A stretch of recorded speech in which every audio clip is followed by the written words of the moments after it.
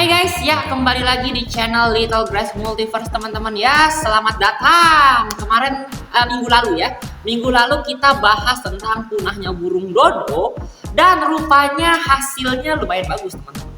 Rupanya video itu ditonton oleh 70 orang dan 70 orang itu nontonnya sampai 5 menit ya, lumayan lama lah ya nontonnya. Oke, rupanya jadi di sini kita mengetahui bahwa video informatif itu lebih diminati oleh orang-orang dibandingkan dengan video yang seru-seruan doang. Oke, jadi hari ini kita akan bahas tentang informatif lagi ya. Hari ini kita akan bahas tentang Chelonoidis abingdoni. Ya, kalian pasti nggak tahu itu apa. Ya, biar kalian gampang ngebayanginnya, kita akan anggap aja kalian pasti kan pernah nonton Kung Fu Panda. Nah, kalian pasti tahu kan siapa itu Master Kuk Wei, seperti apa penampilannya. Nah, ya kita akan bahas dia teman-teman ya. Jadi langsung aja, gak usah panjang-panjang, kita akan bahas tentang bagaimana hewan ini bisa punah dari muka.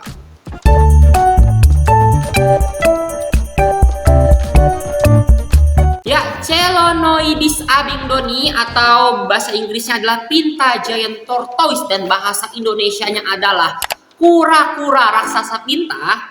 Itu merupakan hewan yang tinggal di Pulau Pinta guys. Jadi ada nama pintanya, itu tuh abingdoni, itu tuh nama tempatnya guys, nama tempatnya. Kalau kalian nggak tahu itu ada di mana, itu misalnya kalian cari aja di Google Map ya, kalian tulis Ekuador, nanti kalian geser-geser mapnya, geser ke kiri ya, jangan ke kanan. Nah, nanti tuh ada pulau kecil namanya Pulau Pinta dan itu dia tempatnya tinggal dari kura-kura raksasa ini teman-teman ya. Oke, biar nyebutnya gampang karena namanya kepanjangan, kita nyebutnya ukwe aja ya biar gampang. Oke. Ciri-ciri kura-kura ini dijelaskan, cangkangnya itu berbentuk punggung pelana berwarna abu-abu. Yaitu kayak gimana? Kalian pasti kalau misalnya ngeliat kura-kura kan ada ciri khasnya ya. Nah, itu ciri khasnya dia tuh bentuknya punggung pelana, guys. Kulitnya dia tebal dan kekar. Tapi dia juga bersisik. Ya, ini mah fakta aja, semua reptil juga kayaknya bersisik deh. Terus lehernya panjang dan mulutnya ompong berbentuk seperti paruh. Nah, itu perlu lagi, mulutnya ompong berarti dia nggak makan daging. Ukurannya itu 400 pon atau kalau misalnya di kilogram itu ada di angka 181 kilo ya. 100 kilo ya guys, 181 lah ya. Oke, segitu sih. Terus panjang dia itu 6 kaki atau 1,6 meter. Tinggi dia 5 kaki atau 1,5 meter. Tapi itu tinggi itu bukan tinggi badannya, tapi tinggi pada saat lehernya itu naik ke atas ya guys. Kalau misalnya lehernya nggak naik ke atas, ya tingginya nggak segitu gitu loh. Jadi dia pada dasarnya ada lebih besar daripada burung dodo. Dan dia tinggal di dataran rendah yang gersang. Karena kalau misalnya kalian tadi buka Google Map, terus kalian lihat Pulau Pinta, itu kelihatan bahwa Pulau Pinta tuh lebih banyak warna kremnya guys. Itu artinya tuh pulaunya gersang lah ya. Nah, makanan dari hewan ini tuh tumbuh-tumbuhan seperti rerumputan, daun, kaktus, lumut, dan juga buah beri. Tapi dia lebih suka makanin kaktus. Padahal dia nggak ada gigi ya, tapi makannya kaktus. Aneh banget. Dan dia juga bisa bertahan lama tanpa minum. Ya, dia itu bisa bertahan tanpa minum itu 18 jam guys. Salah, 18 bulan maksudnya ya. Jadi dia itu nyimpen air di kantung kemihnya dan di perikardiumnya. Kalau misalnya kalian nggak tahu itu apa, jadi itu perikardium itu tuh kayak ada sebuah selaput yang ini guys, kayak apa ya, kantong tapi ngelilingin jantung. Nah, di situ tuh sebagai tempat dia untuk menyimpan airnya. Oke, sebelum kita masuk ke pembahasan inti, kita masuk dulu tentang pembahasan bagaimana dia bereproduksi ya. Nah, kura-kura ini, dia itu kematangan seksualnya adalah di usia 20 sampai 25 tahun. Nah, jadi dia tuh kalau misalnya di manusia kan umur berapa? Umur 12 tahun juga kayaknya udah matang seksualnya ya. Soalnya kan ada anak SD, SMP itu udah hamil gitu ya. Astagfirullah, kenapa kita bahas itu? Oke, skip. Lanjut lagi. Nah, jadi dia tuh butuh waktu sangat lama ya, guys. 20 tahun baru dia bisa untuk bereproduksi.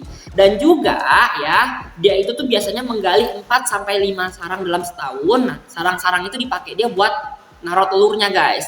Telur dia itu rata-rata itu 6 telur ya guys. Rata-rata setiap kali bereproduksi itu 6 teman-teman. Dan waktu untuk inkubasi telur tersebut adalah 3 sampai 8 bulan. Lumayan lama. Dan yang unik tentang hewan ini adalah rupanya pada saat waktu inkubasi tersebut, kalau misalnya suhunya terlalu panas, maka anaknya akan jadi betina teman-teman.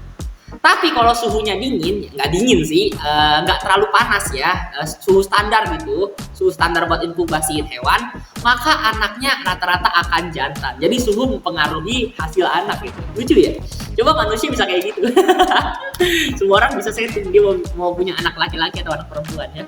Oke, dan masa hidup dari kura-kura satu ini adalah 150 tahun. Tapi ada juga di Australia yang namanya harit, yaitu peliharaan Charles Darwin. Dia bisa hidup sampai 175 tahun. Nah, sekarang kita masuk ke pembahasan intinya teman-teman ya.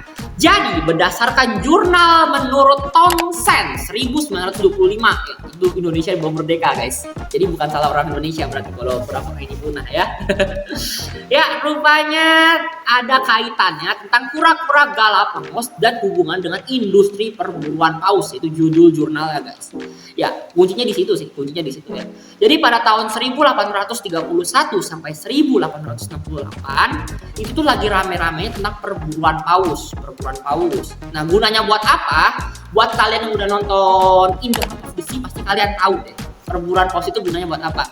Dan buat kalian yang belum nonton, coba deh nonton. Tapi intinya orang-orang itu ngeburu paus adalah mereka pengen ngambil minyaknya guys. Minyaknya bisa dipakai buat apa? Nggak usah dijelasin, kayaknya kalian tahu lah ya. Tentang revolusi industri loh guys. Kalian tahu kan? Minyaknya dipakai buat apa kan? Ya kan? Karena mereka butuh minyak. Nah itu aja intinya, oke? Pasti kalian ngerti lah ya. Nah, pada zaman itu orang bisa dapetin minyak itu cuman lewat berburu paus. Kenapa cuma lewat berburu paus? Karena ya ingat ya. Karena mereka itu belum tahu guys, kalau misalnya kita gali tanah itu bisa dapat minyak. Orang-orang itu tuh nggak ada yang tahu gitu loh pada saat itu ya. Sebelum akhirnya pada tahun 1914 itu ditemukan minyak di Venezuela. Itu juga lewat gali tanah gitu loh teman-teman ya. Oke, balik lagi ke cerita si kura-kura pintanya. Karena lagi ada begituan, ya lagi ada perburuan minyak besar-besaran. Jadi para pelaut maupun bajak laut yang ke Pulau Pinta itu buat ngambil kura-kura guys. Tercatat menurut tadi ya jurnalnya Townsend ada 455 kura-kura yang diambil dari Pulau Pinta untuk berburu paus teman-teman ya. Tujuannya buat berburu paus. Nah ini yang bikin saya bingung sebenarnya guys. Kan di jurnal itu nggak dijelasin gitu paus yang diincar tuh spesifiknya yang mana gitu, karena kan semua paus tuh beda-beda dan paus juga kayaknya nggak ada sih paus yang karnivora, tapi nggak semuanya paus karnivora yang makannya binatang gede-gede sih guys. Oke, sorry guys ada paket tadi, kita lanjut lagi ya. Sampai mana tadi? Oh ya, jenis pausnya ya. Kan tadi kan nggak spesifik ya dijelasin tuh pausnya kayak gimana. Mungkin aja dulu semua paus sama aja ya, karena mereka belum tentuin ini paus apa, ini paus apa. Yang penting paus bisa diburu, bisa didapetin minyak, mungkin kayak gitu. Atau bisa juga apa ya? Mereka nggak nemuin paus lain, mungkin mereka cuma nemuin satu paus, mungkin gitu ya. Nggak gitu sih ya, tapi dari beberapa sumber tuh nggak disebutin jenisnya kayak gimana ya, tapi berdasarkan kriteria tersebut sih kayaknya ya yang mereka incar itu paus sperma teman-teman. Kenapa saya bisa menganggap kayak begitu? Yang pertama saya nonton film In the Heart of the Sea ya, referensinya film nggak tuh, sama yang satu lagi kan bisa dipancing pakai kura-kura. Kayaknya yang bisa dipancing pakai kura-kura ya paus sperma teman-teman ya. Tapi ini asumsi pribadi, jangan terlalu kalian percaya lah. Kalau misalnya kalian punya bukti yang lebih bagus, justru itu lebih baik ya. Kalian tolong ketikin di kolom komentar, oke? Nah, lanjut lagi nih. Jadi, waktu mereka para pemburu mau coba untuk memancing, bukan memancing bahasanya. Mau coba untuk memburu para paus tersebut. Mereka itu mancingnya pakai kura-kura mana? Kura-kura pinta atau si ugue tadi guys. Kan targetnya paus kan gede ya guys, paus kan gede banget ya, kalian tahu lah ya. Terus juga kan paus itu jarang yang tinggal sendiri gitu loh, jarang yang kalau jalan-jalan tuh sendirian. Biasanya mereka itu ada tribe-nya atau ada sebutannya tribe itu bahasa Indonesia sih, kayak ada perkumpulannya gitu lah, jadi kan ada banyak. Nah biasanya kan gerakannya paus itu cepat guys, jalannya cepat gitu. Manusia kan kapalnya juga zaman dulu cuma pakai ngandelin angin. Jadi mereka pakai cara lain, yaitu mereka nebar kura-kura di deket kapal mereka gitu, dilemparin kura-kura. Ntar pausnya bakal ngedatengin kalau misalnya pausnya lapar gitu guys. Nah ini yang perlu kalian ingat ya. nebar kura-kura itu jumlah kura-kuranya nggak mungkin sedikit guys, karena target buruan aja gede banget gitu. Dan kebetulan saya juga pernah mancing sama om saya di Belitung, dan saya tahu gitu cara mancing itu rupanya kita nebarin dulu umpan, kalau misalnya ikan-ikan datang baru kita keluarin pancingan. Jadi gitu mereka ya, mereka nebarin kura-kuranya kan gede-gede tuh ya, banyak tuh disebarin. Ntar waktu pausnya datang baru mereka itu nguber-nguber pakai perahu mereka tuh guys. Kalau kalian mau tahu sistem kejar-kejarannya gimana, ya kalian nonton Indah Top Besi lagi tuh. Begitulah pokoknya ya. Dan untuk mancing satu paus tuh biasanya mereka butuh 10 sampai 20 kura-kura guys. Itu buat satu ya. Kalau misalnya sehari mereka targetin 2 paus gitu, 2 paus yang ada di dekat kapal mereka, berarti kan mereka ngeluarin bisa sampai 40 ya. 40 kura-kura yang ditumbalkan untuk mati demi mendapatkan minyak ya. Oke lah, pikiran orang zaman dulu ya, begitulah ya. Nah kemudian di pulau itu kan tadi awalnya banyak kura-kura tuh guys ya, karena kan kura-kura diambil-ambilin terus, akhirnya kura-kuranya jadi nggak terlalu banyak. Nah para pelaut musiman sebutannya, karena mereka tuh ke pulau tersebut cuma buat ngambil kura-kura habis itu pergi lagi kan. Nah mereka tuh mau coba untuk bahasa itu kayak mau coba untuk meninggalin pulau itu beberapa hari gitu. Kalau misalnya kalian nonton One Piece kan, ada bajak laut, ada angkatan laut tuh yang suka mampir-mampir gitu kan, buat berapa hari buat restock. Nah karena di pulau itu isinya cuma kura-kura doang, akhirnya mereka bawa kambing ditaruh di pulau itu. Nah ini kuncinya lagi nih, ada kambing, ada spesies baru, ada spesies invasif didatengin. Nah, kambingnya dibikin berkembang biak di situ, guys. Kenapa mereka bawa kambing? Ya karena mereka itu nggak mau makan daging kura-kura. Karena buat pelaut-pelaut itu tuh kura-kura tuh nggak enak lah ya, bukan nggak enak sih. Ada juga yang berpendapat bahwa kan daging kura-kura itu kan ada yang beracun, jadi mereka nggak mau nyoba gitu loh. Yuk kita bunuh tuh kura-kura, kita masak, kita makan, kalau misalnya kita mati berarti kita kena racun gitu kan, nggak mungkin mereka gitu. Jadi mereka ngambil jalan aman ya bawa kambing lah. Nah kambing itu berkembang biak lah di sana, berkembang pinak. Kan karena dia berkembang pinak ya, dia berkembang pinak kan juga lebih cepat lah ya dari kura-kura ya. Tadi kan kura-kura 20 tahun gitu, bisa lama banget. Kalau kambing berkembang pinaknya gimana guys? Ya kalian tahu lah ya, buat kalian ternak kambing tuh, kambing berapa lama berkembang biaknya gitu kan. Akhirnya spesies invasif tersebut tuh jumlahnya membludak guys. Bahkan disebutkan bisa sampai 400.000 jumlahnya. Karena ya namanya kambing ditaruh di situ terus pelautnya pergi. Nah itu kan kambing nggak ada yang ngurusin, nggak ada yang nentuin itu ini gimana nih kambing. Ya mereka juga bawa kambing buat disuruh berkembang biak, yang dimakan juga nggak banyak gitu loh. Akhirnya kura-kuranya malah kalah saing di tempat tinggal dia sendiri. Kasusnya mirip burung dodo yang kemarin lah ya. Mirip kan? Mirip banget lah ya. Selain itu, rupanya juga nih ada kasus lagi nih. Jadi tuh orang itu tahu rupanya si Ugue ini dia itu bisa menghasilkan minyak juga guys. Ya akhirnya juga dia diburu dia guys buat diambil minyaknya. Minyaknya dipakai buat apa? Minyaknya dipakai buat nyalain lampu ya, lampu jalan kota, rumah-rumah, itu dipakai dari minyak kura-kura ini teman-teman. Tadi di awal kita udah tahu ya, dia itu butuh berapa lama waktu yang dibutuhkan untuk bereproduksi, jumlah telur yang dikeluarkan dia dalam setahun, dan juga dalam inkubasi telurnya butuh waktu berapa lama kan, kita udah tahu kan. Nah ini tapi mereka diambil-ambilin gitu, dijadiin lampu jalan, dijadiin bahan umpan. Akhirnya pada akhir abad 20 akhirnya mereka dinyatakan punah. Tapi rupanya muncul satu guys, ya punahnya nggak jadi dong. Nah karena punahnya nggak jadi, akhirnya yang satu ini dikasih nama Lonesome George. Bener nggak bacanya gitu? Nggak tahu lah ya. Oke ya, tapi kan kayak apa ya, bisa dianggap tuh telat ya guys. Jadi itu masa tinggal satu gitu loh. Ibaratnya Itachi ngebantai keluarga Uchiha, disisain satu Sasuke nggak bisa nikah sama keluarga Uchiha yang lain, terus gimana?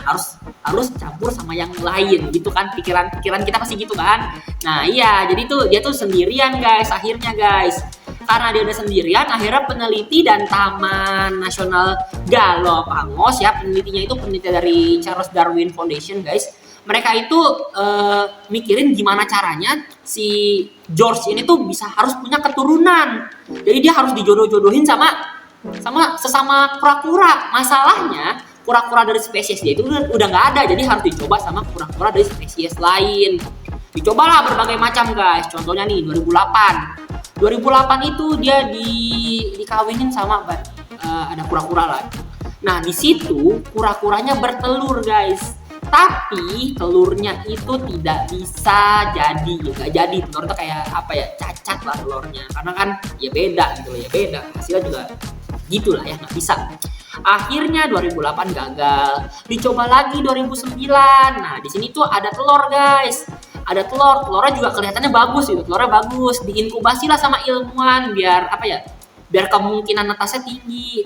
Rupanya setelah 8 bulan, sayang banget telurnya rupanya nggak netas sama sekali guys. Jadi rupanya anak-anak yang di dalam telur itu embrionya ya bahasanya, apa sih nggak tahu lah bahasanya apa ya.